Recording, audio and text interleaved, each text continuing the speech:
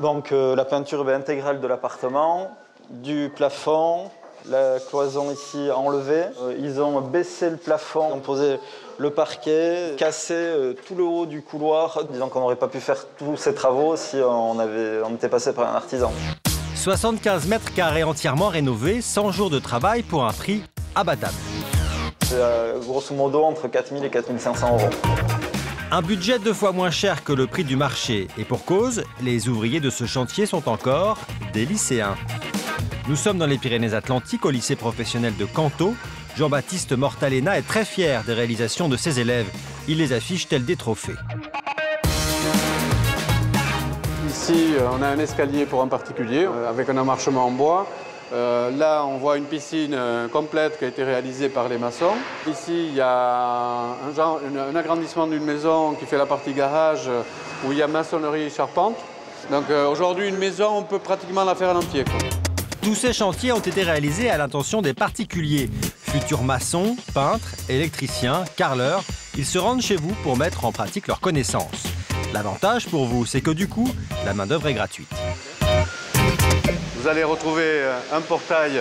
Ceci est une pergola qui va aller dans un pavillon, qui va arriver sur le côté.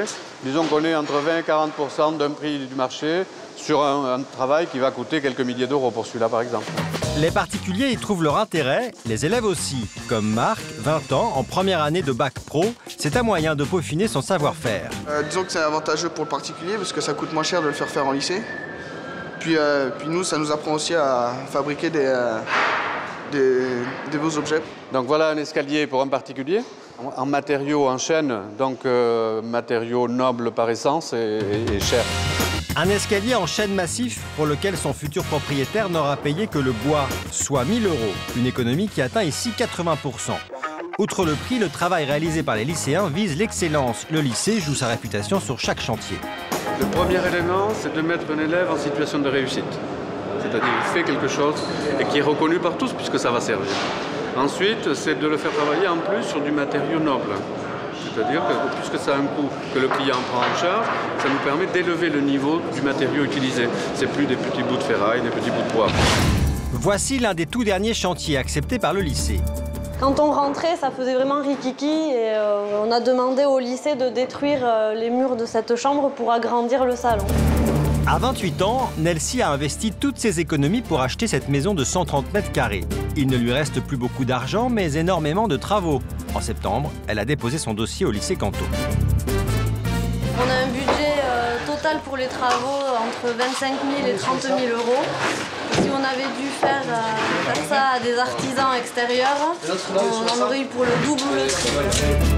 Vous allez voir que ces lycéens n'ont peur de rien. C'est Claude, le professeur, qui est en charge de la mission de sauvetage.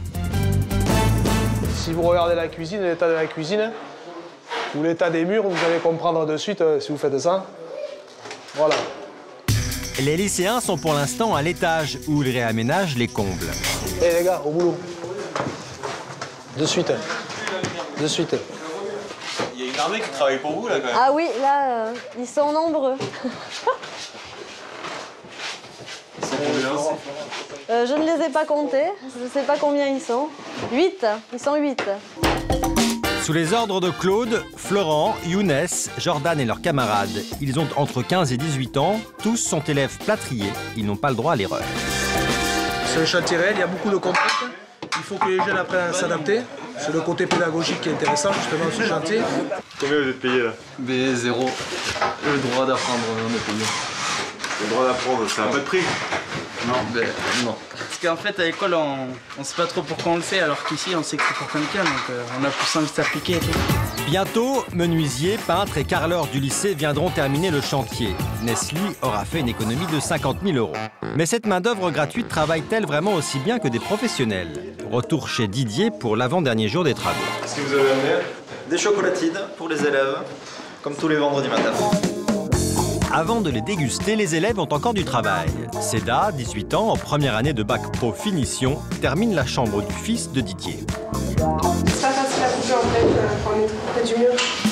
La pose de papier peint, un travail de précision qu'elle réalise sous les yeux de Daniel, son professeur. Il faut que la lame bien sortie. et que tu travailles en douceur comme ça. Vas-y doucement. Mais si t'es pas ferme là, tu déchires. Il n'est pas net, donc il y a un problème au niveau de la lame et de la coupe.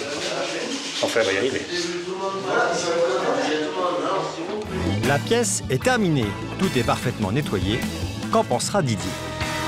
Maintenant, on va voir avec le client si lui est satisfait du travail rendu par cette jeune fille. Mais, tout à fait, je suis très satisfait, c'est exactement ce qu'on voulait.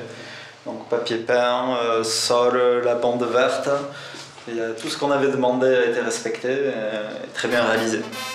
Des finitions qui se veulent irréprochables. Ici, on ne compte pas les heures ni la main-d'œuvre. Les élèves ont travaillé à 10 à raison d'une journée par semaine pendant 3 mois. Et ça se voit.